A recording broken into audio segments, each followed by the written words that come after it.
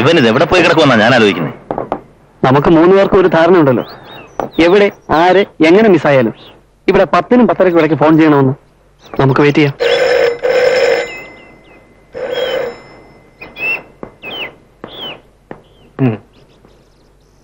Hello, അതെ, ഞാൻ Jayana.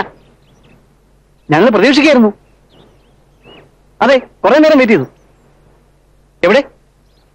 Beach റോഡിന്റെ വടക്ക് നെഹ്റു കോളേജിന് എടുത്തോ? ആ ഒറ്റ കിടക്കുന്ന ബംഗ്ലാവിലോ? ആ മനസ്സിലായി. ആ ഞങ്ങൾ എവിടെ എത്താം?